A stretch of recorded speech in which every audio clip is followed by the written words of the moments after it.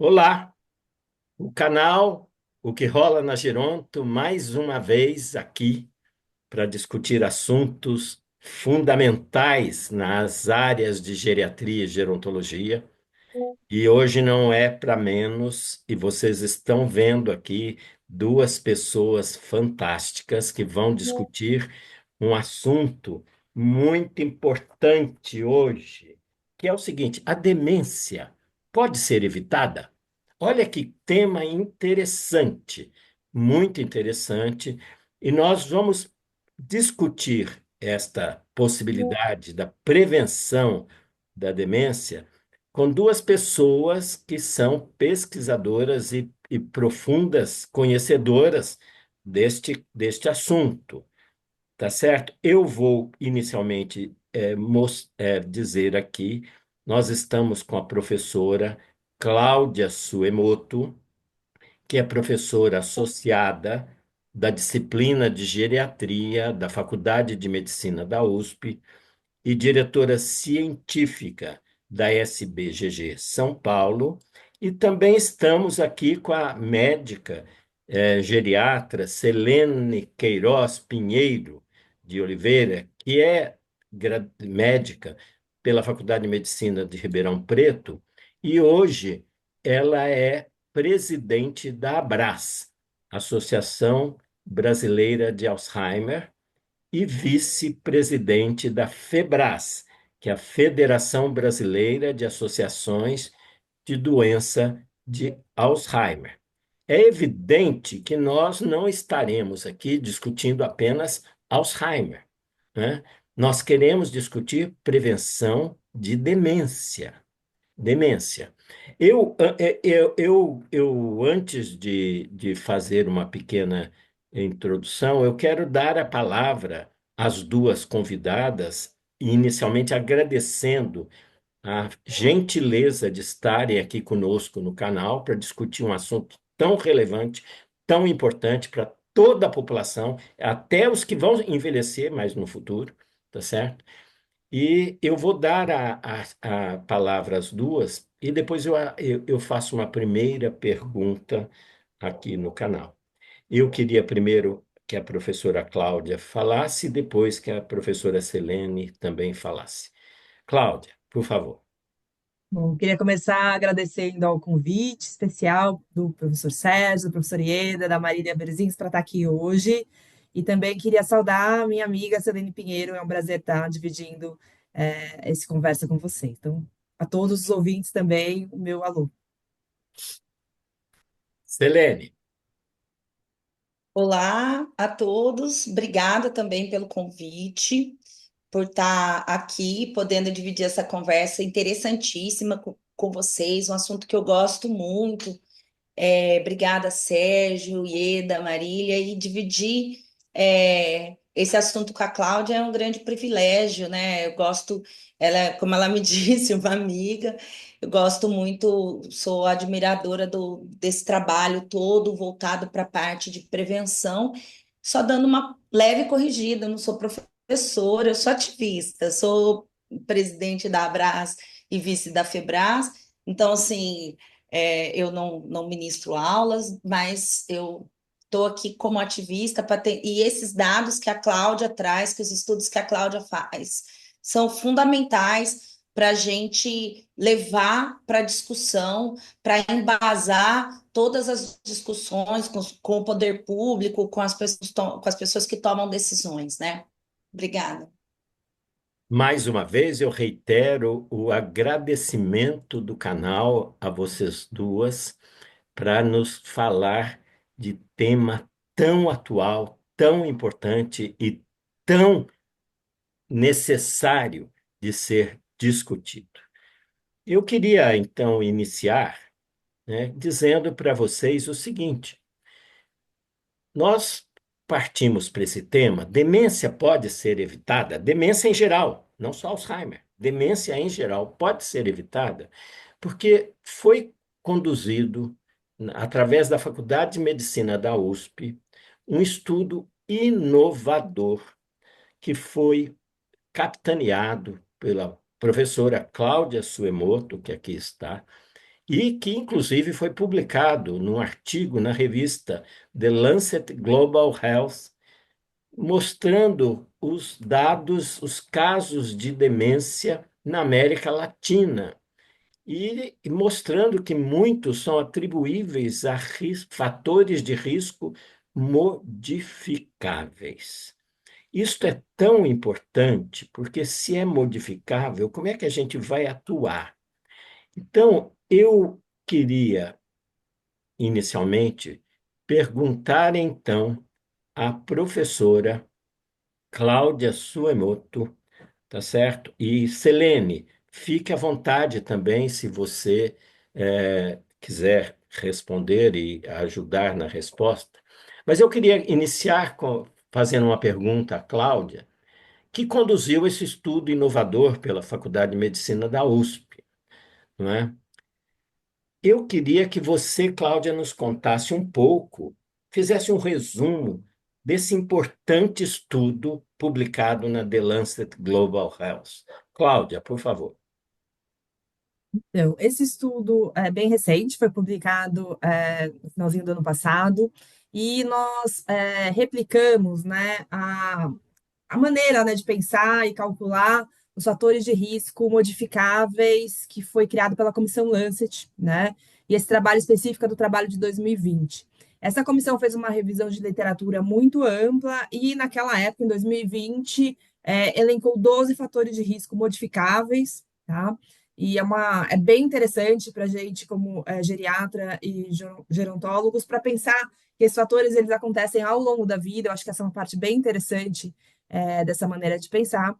E, na época, em 2020, eles publicaram, né, uns cálculos, essa é a parte matemática do trabalho, estimando que 40% dos casos de demência no mundo eram atribuíveis a 12 fatores de risco modificáveis, né, que são educação, perda auditiva, traumatismo craniano, hipertensão, álcool, uso excessivo de álcool, obesidade, tabagismo, depressão, isolamento social, inatividade física, poluição ambiental e diabetes. Então, se a gente pudesse remover, né, tivesse uma varinha mágica e pudesse remover esses 12 fatores de risco da face da Terra, 40% dos casos seriam evitáveis, seria essa a ideia.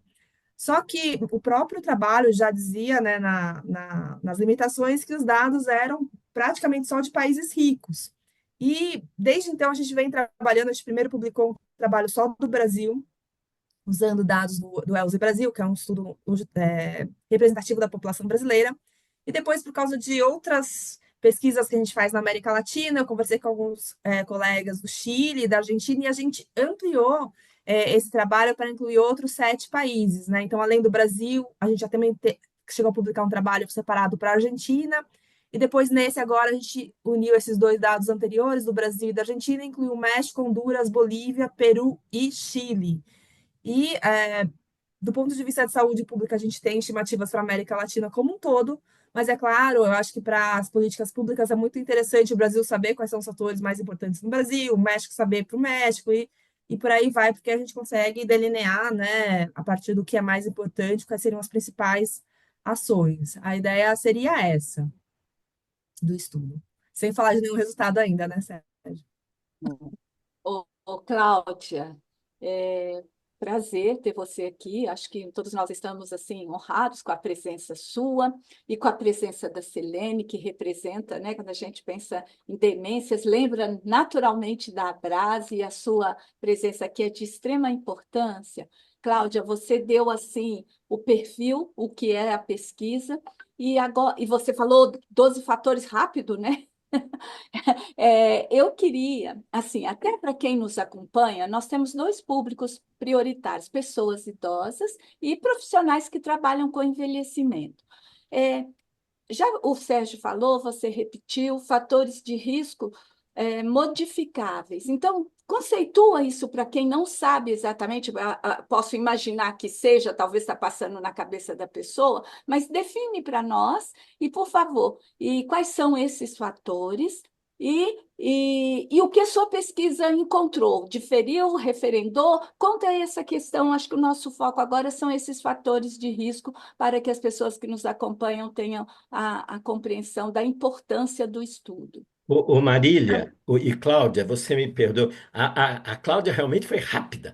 Eu vou É. repetir os fatores que são modificáveis para ficar bem claro para todo mundo: escolaridade baixa, perda auditiva, hipertensão arterial sistêmica, obesidade, tabagismo, depressão, isolamento social, diabetes mellitus, oh meu Deus, perdi aqui. Diabetes mellitus, isolamento social, inatividade física, consumo excessivo de álcool, poluição do ar e lesão cerebral traumática. Cláudia. Perfeito. Então, já está explicado por que que é modificável, porque a gente pode fazer com que as pessoas tratem a pressão alta ou não tenham pressão alta, que elas vão para a escola e aumentem a escolaridade. Tudo isso é passível de mudanças individuais ou coletivas, como a gente vai falar mais para frente. E o que que a gente descobriu? Então, a gente vai voltar para os números, né? 40% dos casos de demência seriam secundários a esses fatores quando a gente usava a Comissão Lancet, que tinha dados muito de países ricos, né? Basicamente Estados Unidos e Europa. Mas a gente não estava representado nessas pesquisas.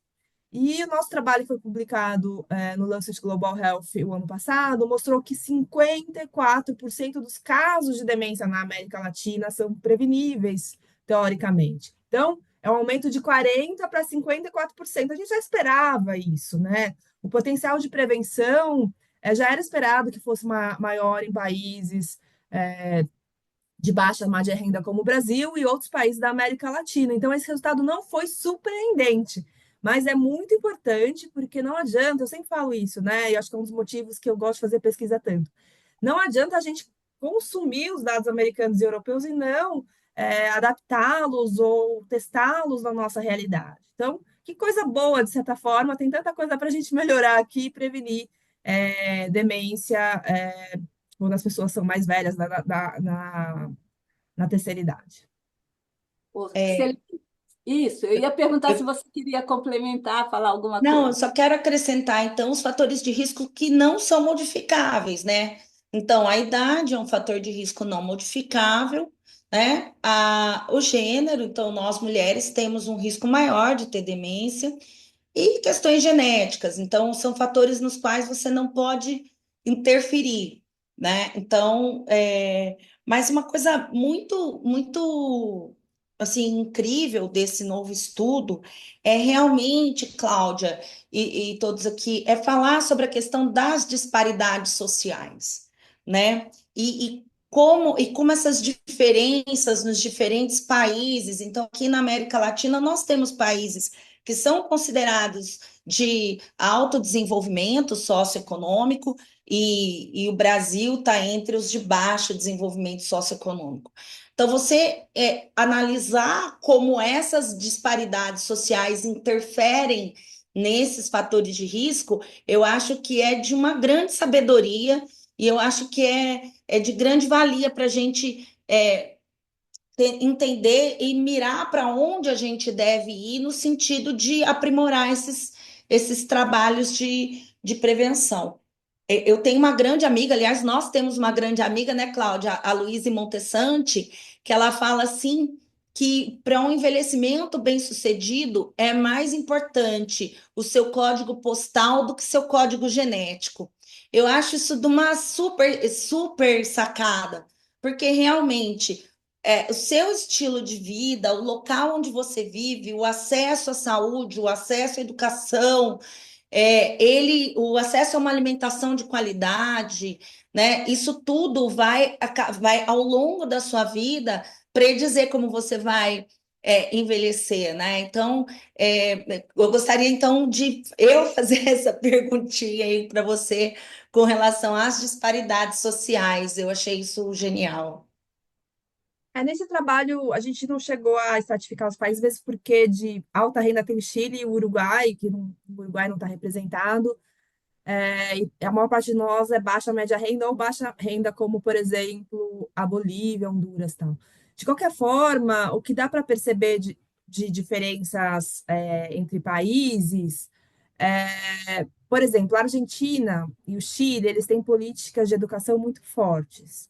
Então, eu sei disso porque a gente aprende muito mais com os colegas, né? E também para ler, para poder discutir os achados, a gente sempre aprende muito, né? Fazendo um trabalho desse. E eu aprendi que, por exemplo, na Argentina, a educação é de alta qualidade e ela é realmente grátis, assim, ela é de acesso amplo, incluindo universidade. Então, praticamente, a adesão das pessoas, elas não só vão para a escola mais, como elas ficam na escola por períodos mais longos. A maioria parte dos argentinos se sente bem de chegar até a universidade, né? E por isso a baixa educação não é o principal fator de risco para a Argentina. Ele tem o que a gente chama de fração atribuível na população muito baixa. Por outro lado, a baixa escolaridade é o principal fator de risco modificável no Brasil. Então, mostra que realmente a gente tem onde melhorar, né? Eu acho que nessas comparações a gente pode entender que políticas públicas realmente têm impacto a nível populacional para mudar é, os fatores de risco mais importantes de cada país. Eu acho que essa é a grande mensagem, né? Dentro do Brasil, a gente tem um paper anterior, só não quero me alongar muito, mas só para contar para vocês, que mostra que Sul e Sudeste, o principal fator de risco, vocês lembram, o Brasil todo é baixa escolaridade, mas no Sul e Sudeste não é. É hipertensão na meia-idade, tá? Justamente porque talvez o acesso à escolaridade, etc., seja melhor no Sul e Sudeste, a gente sabe que é verdade, enquanto no Norte, Nordeste e Centro-Oeste, o principal fator é a baixa escolaridade. Então, existem diferenças regionais, por exemplo, no Brasil, que a gente estudou nesse primeiro estudo que não é esse do Lancet, e nesse segundo estudo, nesse outro estudo mais explorando as diferenças entre países, que dá para ter vários insights assim sobre políticas públicas, com certeza. Eu acho então, Cláudia e Selene, que a gente gostaria de explorar um pouquinho melhor essa questão de políticas públicas, né? Então, partindo do princípio que a gente está colocando, não só por esses estudos, mas por vários estudos que têm sido feitos nesse campo, as demências, não só o Alzheimer, né? Nós temos o Alzheimer e outras demências, elas têm um grande potencial de prevenção, não é isso? É, e então, assim, aqui nesse estudo que você desenvolveu, replicando a questão já publicada pelo Lancet, eu tenho vários fatores, fatores de risco modificáveis que estariam contribuindo de uma forma mais expressiva nos países da América Latina do que eu já estudado anteriormente nos países mais desenvolvidos. Então, seguindo o que você começou a falar, você falou um pouquinho, a Selene falou um pouquinho da desigualdade, você falou um pouco da questão da escolaridade, que também está associada com a desigualdade. O que mais a gente poderia pensar em termos de políticas públicas que poderiam contribuir para a minimização desses fatores de risco modificáveis e, assim, diminuir a incidência e prevalência das demências num futuro, fazendo um esforço coletivo, um esforço maior para diminuir a principal incidência e prevalência dessas demências. O que vocês podem falar sobre isso? Bom, em 2017, a Organização Mundial de Saúde, ela lançou um projeto de resposta da sociedade à questão das demências, né? De um prazo aí de 2017 a 2025, ela incentiva, recomenda que os países, eles tenham políticas de demências e planos, mais do que uma política, um plano nacional de demências. Então, desde 2017, o Brasil vem se engajando nessa luta, a Brás, a Febras e tantas outras entidades têm se engajado nessa luta, e a gente teve a felicidade mesmo de ver o ano passado, em 4 de junho, ser aprovada a Lei 14.878, que é a Lei Nacional de Demências, né? Essa lei, ela é um grande marco, ela é produto, assim, de muito tempo de negociação, de conversas com o poder público, e o senador Paim foi quem levou esse projeto adiante, foi a pessoa que fez, que é o relator, então, assim, foi muito importante. A gente até já conversou sobre essa lei aqui no canal, né? Então, foi uma grande conquista. Mas a gente sabe que uma lei, o Brasil, infelizmente, é o país da lei que não pega, né? E a gente não pode correr o risco dessa lei não pegar. Então, as associações, a Abras, as outras associações de demência, a FEBRAS, a gente se uniu, fez uma comissão, né, que é a CONAD, e a gente tem, então, batalhado para transformar isso, essa lei, num plano. Porque se a gente for olhar, então, 54% dos quadros de demência, eles são preveníveis, nós temos que estabelecer estratégias para que a gente consiga prevenir, para que a gente consiga dar diagnóstico numa fase mais oportuna, né? Diminuir o subdiagnóstico, é promover tratamento para essas pessoas. Os tratamentos hoje para a doença de Alzheimer estão disponíveis no SUS, mas a gente poder ter, a partir do diagnóstico, disponibilizar os tratamentos e o amparo às famílias, que é de extrema valia. Então, todo esse processo, ele precisa de um grande planejamento e de ações em toda essa trajetória, né, da pessoa com demência. Então, a gente tem batalhado muito pela construção desse plano, né? Tivemos recentemente uma audiência com a ministra, com a Nízia, o senador Paim, ele convocou essa reunião, o assunto foi discutido, mas a gente ainda tem que promover mais discussões, certo? Então, nós temos trabalhado nesse sentido de fazer eventos, estamos com uma programação de um evento grande para promover e para integrar esses saberes e os ministérios os mais diversos, porque não adianta a gente discutir só com o Ministério da Saúde. Se baixa escolaridade é o primeiro fator de risco no Brasil, a gente tem que trazer para a discussão o Ministério da Educação. Então, fazer esse trabalho integrado é de grande importância. A Cláudia quer complementar? Eu acho que alguns outros exemplos assim de políticas públicas, né? Então, o principal, um dos principais fatores é a hipertensão, tem diabetes lá. Eu acho que já existem alguns planos de políticas públicas, né? Por exemplo, tem essa política pública super positiva de Uipérdia, que é para diagnóstico de hipertensão e diabetes. Tem medicação de graça, né, de pressão alta e diabetes disponível na farmácia popular. A população já sabe que tratar hipertensão e diabetes, né, diagnosticar e tratar, ajuda o coração. Agora a gente tem que trazer essa informação que ajuda o cérebro também, evita derrame e evita também demência. Então, olha quanta razão boa para você tratar pressão alta e diabetes, né? Outro fator que talvez eu não tenha falado, eu percebi, é um dos mais importantes no Brasil, é a perda auditiva, né? Então, e a perda auditiva na meia-idade, né? Então, tudo bem, aí a pessoa fala, vou colocar prótese auditiva em todo mundo, vamos fazer uma ampla campanha de perda auditiva, vamos protetizar todo mundo. Mas, na verdade, pessoal, é perda auditiva na meia-idade. A gente tem que, inclusive falei isso hoje para uma repórter, a gente tem que conscientizar a população que a perda auditiva na meia-idade é principalmente associada ao trabalho, é laboral. Então, todo equipamento de segurança para perda auditiva, né, de proteção, na verdade, não é de segurança, ele deve ser usado. Não só porque pode ficar surdo, mas também porque você pode diminuir seu input e ter demência no futuro.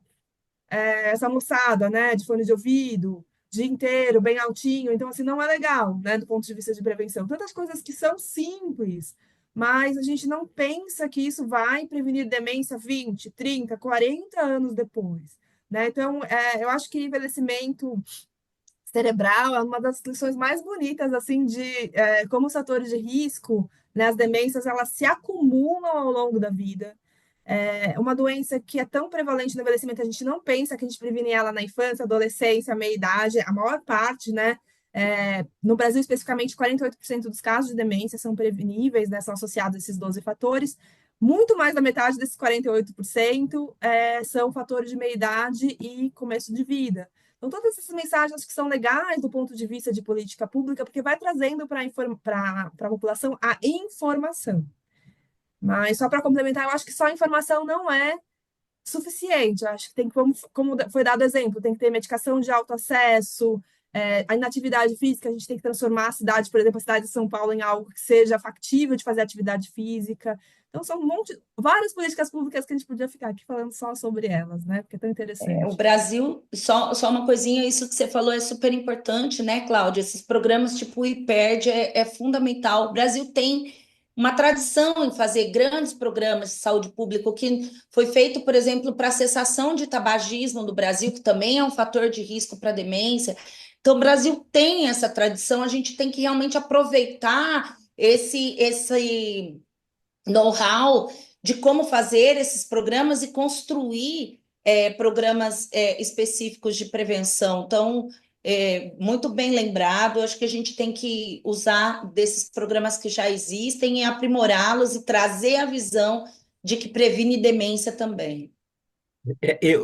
Selene e Cláudia, eu acho que essa é a grande discussão aqui no SUS, porque nós estamos falando de evitar o surgimento da demência.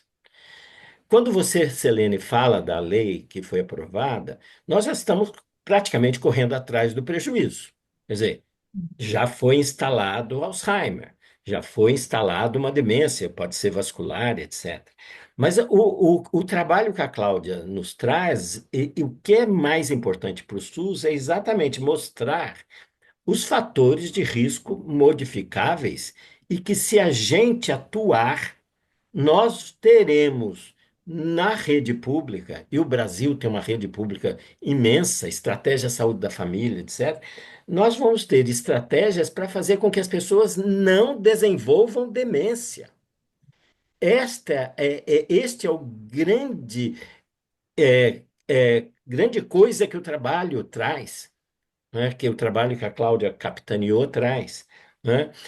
Eu queria que vocês até discutissem, vocês até começaram, a Cláudia já falou a questão da perda auditiva na média idade, né, a questão do diabetes mellitus, a hipertensão, se eu trato direito essas duas coisas, as pessoas terão menos possibilidade em uma hora apresentar demência, né, ter uma incidência aumentada de demência. Eu queria que vocês discutissem um pouco mais em cima disso, que é o seguinte: se a maioria, né, nós temos aí possivelmente no Brasil cerca de 2 milhões de pessoas com demência de todos os tipos, né? E muitos ainda não diagnosticados, né? A maioria das pessoas no Brasil depende dos cuidados oferecidos pelo SUS, pelo Sistema Único de Saúde. Então, o que que a gente, pensando nesses 12 fatores de risco modificáveis, o que que a gente podia implementar e implantar no SUS para a prevenção de demências em geral, para que o brasileiro não tenha demência na velhice? Eu acho que isso é uma questão de saúde pública, é um tsunami mesmo, que a gente tem prestado pouca atenção. É legal você trazer essa expectativa, essa estimativa de 2 milhões de pessoas com demência. De fato, o paper saiu semana passada, tem um consenso Delphi de especialista, coordenado pela professora Cleusa Ferri, que aponta 2,4 milhões de pessoas com demência, e a gente acredita que é uma estimativa bastante verdadeira. E isso agora, né? Se a população vai envelhecer mais com o tempo, né? A expectativa de vida do Brasil vai melhorar mais do que já é hoje. A, a, a frequência, né, de demência em pessoas com mais de 85 anos é de 30 a 40%, dependendo da população estudada. Acima de 90 anos, 40 a 50%. Então, assim, não tem como envelhecer desse jeito. Não tem nenhum sistema de saúde que consegue absorver pessoas doentes, né, com demência, porque demência é uma doença altamente incapacitante, que atrapalha a vida da pessoa com demência e automaticamente faz que mais um membro da família ou um cuidador formal seja responsável por essa pessoa. Então, ele, no mínimo, afeta duas pessoas. E não tem sistema de saúde no mundo capaz de absorver tantos casos de demência. né? Então, é realmente importante. Eu acho que a prevenção, mesmo a gente não tem uma cura, por exemplo, da doença de Alzheimer. Se tiver amanhã, ainda assim, existe espaço para prevenção, tá? Numa doença que nesse momento é incurável, aí a gente amplifica ainda mais essa necessidade, tá? É, eu entendo que existem fatores que são mais upstream, assim, que se você mudar ele, você acaba mudando outros. Então, eu vou aqui me explicar essa minha ideia para vocês.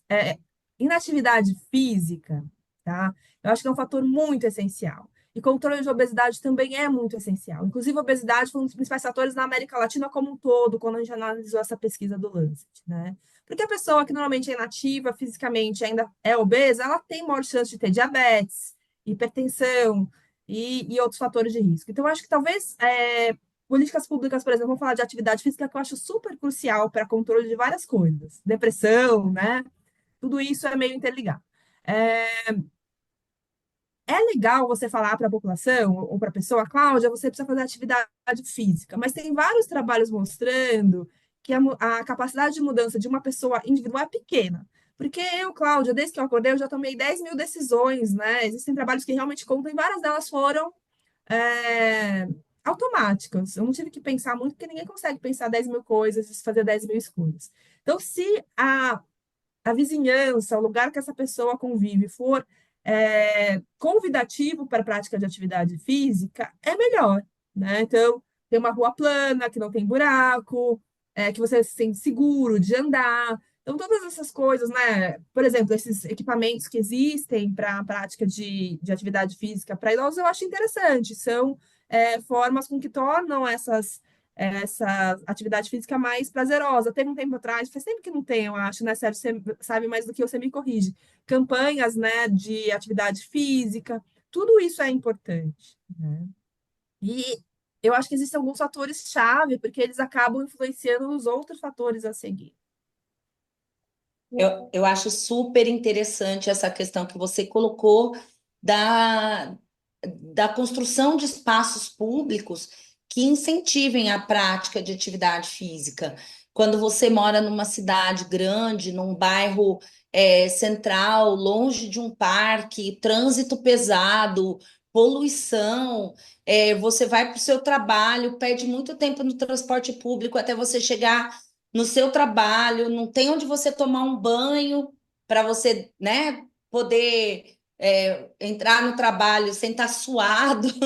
Então, realmente, isso tudo desestimula a pessoa a fazer atividade física. Mas uma coisa que você, um outro aspecto assim que eu acho que também foi bem abordado na questão do trabalho da Cláudia, foi a questão da saúde mental, o tanto que ela é importante. E aí a gente falando que a demência, ela é uma doença que afeta a pessoa, afeta o cuidador, né? Esse cuidador, ele está muito mais exposto a fatores estressantes, uma saúde mental pior, tem mais índices assim de depressão, de ansiedade. Essa pessoa às vezes não tem também acesso a se cuidar da própria saúde, a fazer atividade física. Então, essa pessoa ela também está mais exposta ao risco de ter demência. E uma coisa interessante é que os índices brasileiros, né, de, perda de habilidades, eu não lembro exatamente como falar, causado pelas doenças, pelas condições de saúde mental, são as maiores do mundo, né, Cláudia? O brasileiro ele tem um índice muito alto de impacto na sua vida pelas questões de saúde mental. Então, eu acho que a sociedade hoje está cada vez mais atenta a essas questões e a gente precisa realmente ajudar a incentivar as políticas de saúde mental e, com isso, consequentemente, também diminuir a incidência de demências. Muito bom. Olha, a Cláudia, o Sérgio deu o dado, a Cláudia complementou de 2.400.000 pessoas, aí eu fiz a proporção da população idosa do Brasil, isso representa 7,5%. da população idosa. É um dado muito importante, muito alto a ser considerado. E eu vou fazer uma pergunta direta para a Cláudia e depois eu jogo a outra para a Selene. Cláudia, uma dúvida que pode aparecer na cabeça dos nossos ouvintes aqui. Você citou os fatores, né, acho que modificáveis, e citou, deu um destaque muito interessante, muito importante na questão da audição, da perda da audição. Me conta, esclarece assim, porque ele causa, a perda de audição causa um dano neurológico ou porque ela impede o sujeito de ter o relacionamento social? Por que que é importante acompanhar isso? E você já destacou desde a fase adulta, e aí logo em seguida eu pergunto a Selene a última pergunta da minha parte agora. Cláudia. Você já respondeu, é pelas duas coisas, né? Existe o cérebro, a gente sempre vai ensinar isso para os alunos de medicina, fala que é um computador e tem as formas de entrar informação, né? Audição, visão, tato, etc. A audição é um input muito importante na nossa vida, né? A gente ouve, eu estou te ouvindo, eu entendi a pergunta e agora eu vou soltar meu som e vou dar a resposta, né? Quando você perde esse input sensorial, você tem áreas do cérebro que ficam hipoestimuladas, tá? E tudo que é hipoestimulado, ele acaba sofrendo atrofia e etc. Então, existe esse mecanismo que você já citou primeiro, é verdade. E, secundariamente, você tem uma pessoa, por exemplo, na família, meu pai, por sinal, não houve, né, casa de ferreiro, espeta Ferreiro, de pau, é espeto na de minha pau. casa.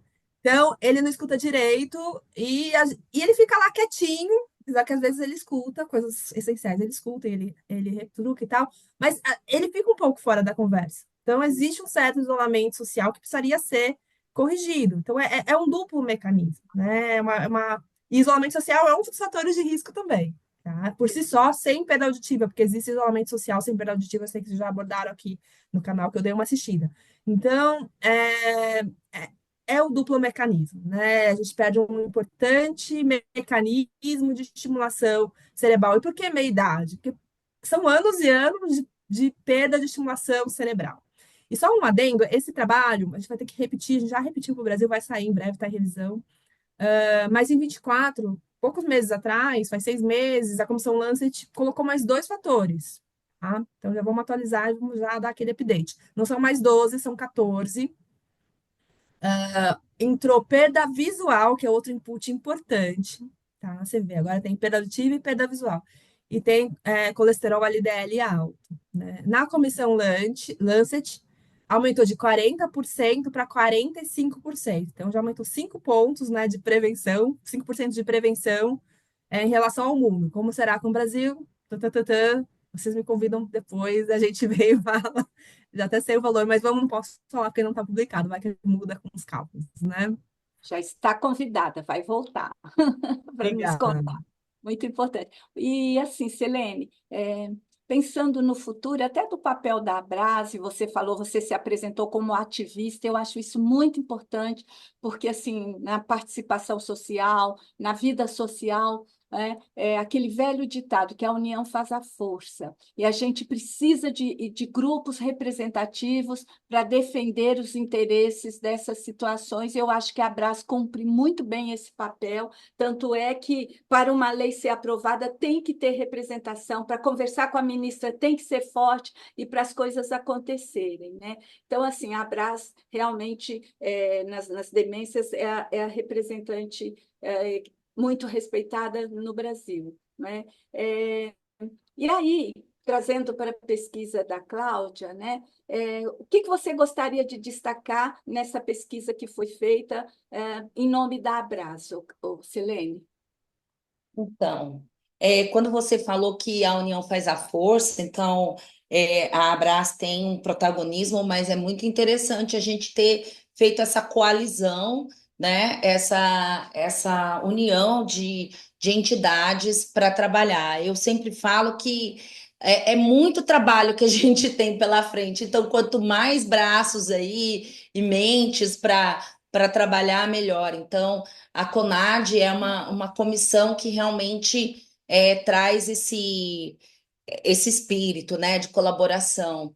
Mas a Abras, ela tem uma peculiaridade, né? A gente está presente em 21 estados do país. E o que eu acho muito interessante dessa pesquisa da Cláudia, e depois no Consenso Delphi também, mostrando as diferentes prevalências nas diferentes regiões do país, saber que é isso, que em determinadas regiões do país a gente tem índices muito semelhantes a países de alto desenvolvimento socioeconômico e outras regiões do país que têm índices muito mais altos de demência, por todas as causas e semelhantes a países com índices de desenvolvimento socioeconômico muito baixo.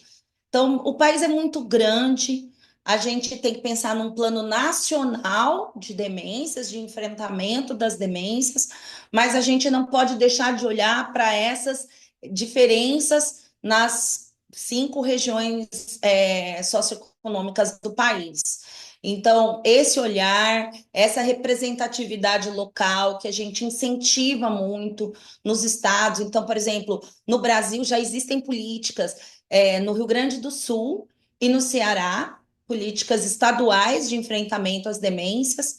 Então, a gente tem incentivado cada unidade regional a buscar essa proximidade com o governo estadual e instituir políticas voltadas para as realidades de cada uma dessas localidades. E então eu acho que é esse o papel da Brás, né? A gente pensar no país como um todo, mas por ter essa capilaridade, realmente representar em cada uma das localidades com as suas respeitando a sua cultura, as suas necessidades, as suas peculiaridades em geral.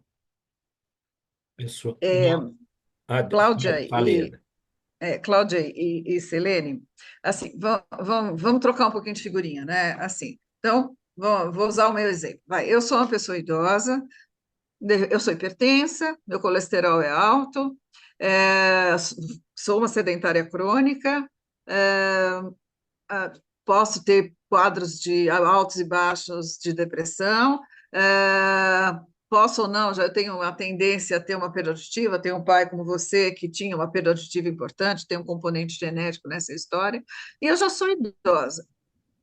Eu entro em pânico ou essa questão dos fatores, não, porque quem está nos escutando, na hora que a gente fala dos fatores modificáveis, eu estou me colocando no lugar. A pessoa vai falar, bom, eu tenho isso, tenho isso, tenho isso, tenho isso, tenho isso, já sou idoso, né? A gente entende que esses fatores modificáveis são modificáveis ao longo da vida, mas eu já sou idoso, né? Já sou idosa. Vale a pena investir na modificação? Isso vai mudar o cenário, tá?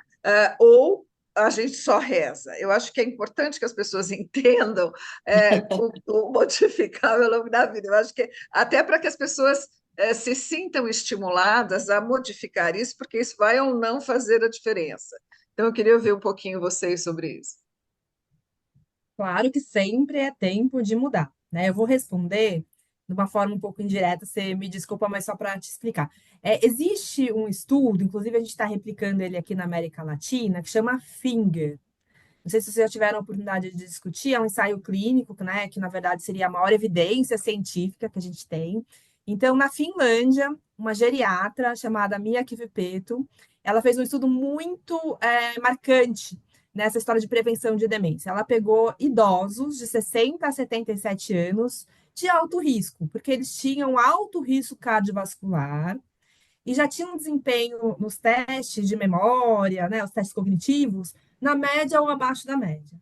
E para esses idosos de alto risco, ela dividiu, né, é um ensaio clínico, então a gente tem que testar a intervenção e o cuidado usual. Então, o cuidado usual da Finlândia, que deve ser muito bom, e a outra metade receber uma intervenção multidomínio, que inclui, olha só o que dá para fazer para mudar. Controle estrito dos fatores de risco cardiovascular, pressão alta, diabetes, colesterol, um programa de emagrecimento, tá? Essas pessoas tiveram também uma intervenção nutricional, elas tinham consultas com o nutricionista de forma seriada, tá? Eles fizeram atividade física num protocolo bastante intenso, de 4 vezes por semana presencial, de atividade física em grupo, né? Que eu acho que não é só física, se você pensar do que a gente está falando de isolamento social. E, por fim, eles fizeram uma estimulação cognitiva, que nesse protocolo é em tablets, né? São joguinhos de estimulação cognitiva. E na Finlândia, essas pessoas melhoraram a função cognitiva. Agora a gente está replicando esse mesmo estudo, chama Latam Fingers, em 13 centros da América Latina, 12 países. Resultados devem sair ou no final desse ano ou começo do ano que vem. Então, assim, a nossa expectativa, tudo que a gente falou agora, aqui é muito mais potencial de prevenção, é porque as doenças são mais comuns, né? Os fatores de risco são mais comuns, por isso que o potencial de prevenção é maior.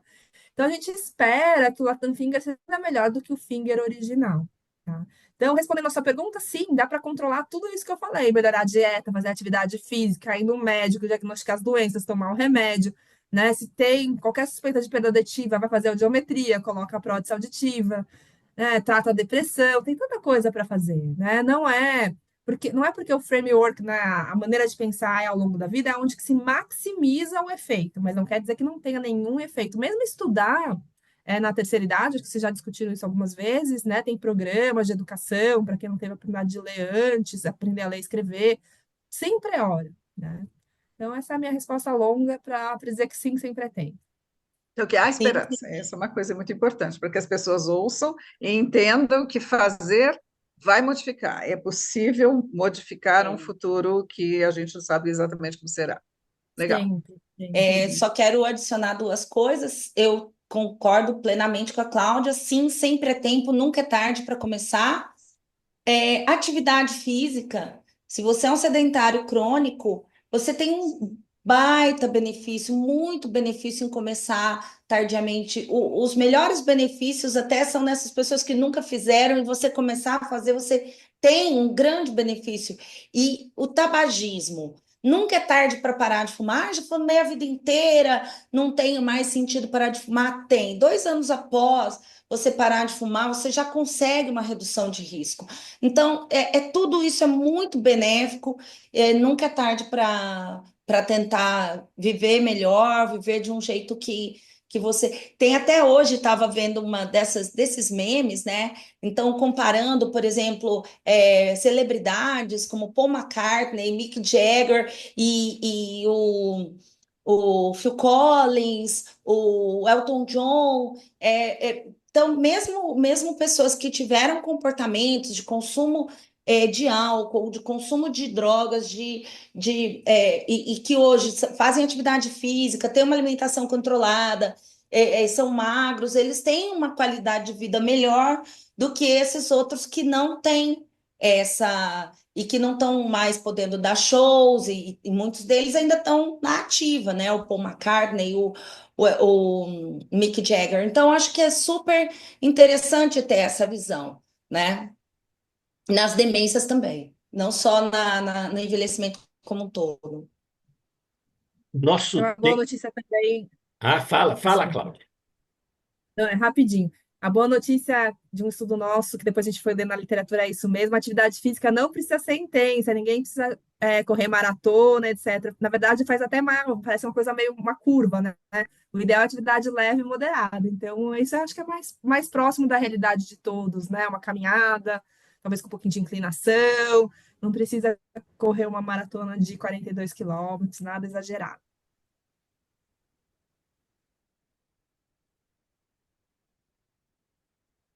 Muito bom, Cláudia.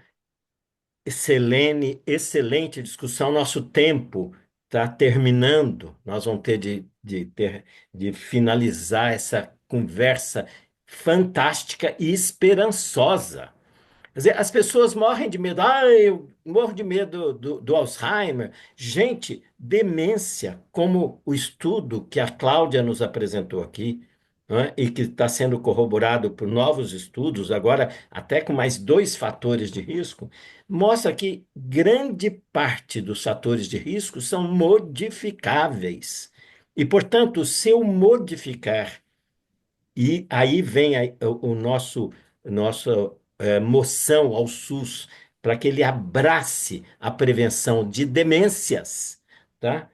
nós temos grande chance de ter no futuro velhice com poucas demências, com pouca gente com demência. Esse estudo, Cláudia, é fantástico e eu acho que nós temos de levar isto para o SUS. Porque, vejam, eu queria, antes de dar a palavra aí final para vocês, fazer uma síntese, uma despedida para os nossos ouvintes. Eu queria dizer que, na verdade, a prevenção de demência é do ciclo da vida. Começa muito antes de eu chegar na velhice, tá certo? E mais, tem de ter, como a Cláudia já demonstrou, uma visão multifatorial e multidimensional. São vários fatores que, interligados, fazem com que a gente possa ter uma demência. Então, eu queria já, agradecendo as duas, eu queria dar a vocês, então, mais um pouquinho, um minuto, para vocês pelo menos fazerem um fechamento do que, por exemplo, o que não o que faltou falar, ou fazer um reforço de algo que vocês acham que é muito importante que os nossos ouvintes percebam e que o sistema público no Brasil, não só o de saúde, também perceba. Como prevenir demências? Cláudia e Selene no fechamento e depois eu finalizo a nossa conversa. Bom, primeiro eu queria agradecer a oportunidade novamente, e essa sua fala eu achei muito pertinente e me trouxe na lembrança. A professora Jill Livingston é a chefe aí da Comissão Lancet, é uma colaboradora, ela está em todos os nossos papers agora, e ela escreveu nesse último relatório algo que você falou, e eu quero repetir e trazer para as palavras delas. Quando ela aumentou mais dois fatores, subiu de 40 para 45. E aí ela fala assim, que quase metade dos casos de demência são preveníveis. E essa informação traz esperança para as pessoas. Então, acho que é realmente esse a ideia, né? Porque demência já é o principal medo dos idosos, né? Por causa da incapacidade que ele traz junto. E a gente falar de prevenção é falar de esperança. Eu acho que é isso. Obrigada, Sérgio. Eu acho que esse é um resumo, e essas são as palavras também da professora Gil dentro do relatório. Selene? Olha, gente, eu também quero muito agradecer a oportunidade. Eu engrosso o coro dos esperançosos, mas eu acho que para uma esperança se concretizar, realmente a gente precisa mudar o nosso modo de olhar a sociedade. Eu acho que o brasileiro ainda acha que o Brasil é o país do futuro. E eu canso de dizer que o futuro já chegou, nós já estamos com os dois pés nele. Hoje, a população de idosos cresce mais e a população de criança diminui. A gente precisa olhar para o envelhecimento, para a prevenção das questões que acontecem no envelhecimento e promoção de envelhecimento bem-sucedido com uma forma muito mais séria. Então, se você for olhar longe de mim, falar que nós não temos que investir em saúde materno-fetal, né, e questões da infância, longe de mim, mas a gente precisa abrir de os programas de saúde pública olhando para a questão do envelhecimento. E é o que vocês falaram, a gente já está no meio desse tsunami, e esse tsunami vai aumentar muito. Em 4 décadas, 9 milhões de brasileiros com demência. Então, a gente precisa realmente agir, mudar o nosso modo de ver. Nós somos um país que está envelhecendo e que a gente precisa agir nesse sentido de promover um envelhecimento bem-sucedido em todos os seus aspectos, e demência é um deles. Ieda, Marília, querem falar? Selene, eu só queria dizer que, lembrando que o processo de envelhecimento começa lá. Lá, a É. cada dia que passa, todos são um dia mais velhos. E, portanto, é Uhum. nesse processo de envelhecimento, não é na velhice que a gente vai ter, É. é no processo de envelhecimento que nós temos que fazer a prevenção, como a Cláudia está nos mostrando aqui. Marília e Ieda, querem falar alguma coisa? Só agradecer muito a Cláudia Selene, e pedir aos nossos ouvintes que nos ajudem a divulgar muito essas informações, essa gravação, porque isso vai ser um benefício para todos os idosos que puderem escutar. Muito obrigada a Cláudia, a Selene, né, pela participação nessa gravação de hoje, nesse episódio que a gente chama. E eu acho que é um tema que trouxe a esperança, uma positividade. Eu acho que porque o medo do Alzheimer ou de demências não é só das pessoas idosas. Muitas pessoas não querem ficar velhas porque não querem ficar com demência, não é? Então, esse assunto é para todos nós. Então, muito obrigada e sempre, Cláudia, especialmente que quiser trazer resultado de pesquisa, o canal está aberto para você, será sempre muito bem-vinda. Da mesma forma, Selene, abraço, nós estamos juntos e estamos na mesma, fazemos parte do mesmo movimento do envelhecimento digno no Brasil. Muito obrigada. Sem dúvida, o canal O que Rola na Gerontos tem a honra de ter favorecido uma discussão tão importante como foi essa no dia de hoje. Queremos agradecer, Cláudia, pela sua gentileza de trazer no canal as suas conclusões, a conclusão desse estudo, e sabendo que mais coisa virá. Queremos agradecer a Selene por também estar aqui mostrando a luta para não ter tantas pessoas com demência e para quem tem demência, que haja um cuidado muito bom pelo SUS. E queremos aqui fazer uma moção ao Sistema Único de Saúde brasileiro para que ele, de fato, comece a pensar na prevenção de demência. E não pensar na prevenção de demência já lá na velhice. A prevenção, como está mostrado no nosso episódio de hoje, ela tem fatores que vão ser importantes no curso da vida. E se eu conseguir, né, controlar esses fatores de risco, a chance de diminuir a população com demência no futuro é enorme. Muito obrigado, Cláudia, muito obrigado, Selene, e a todos que nos ouvem. Deem lá o like para que o YouTube passe o canal que rola na Geronto na frente quando alguém estiver pesquisando algum assunto de gerontologia. Também digam para nós é que isso foi muito importante e disseminem essa discussão para todo mundo. Queria agradecer mais uma vez e até a próxima discussão. Cláudia e Selene, muito obrigado. Até mais. Obrigada, até a próxima.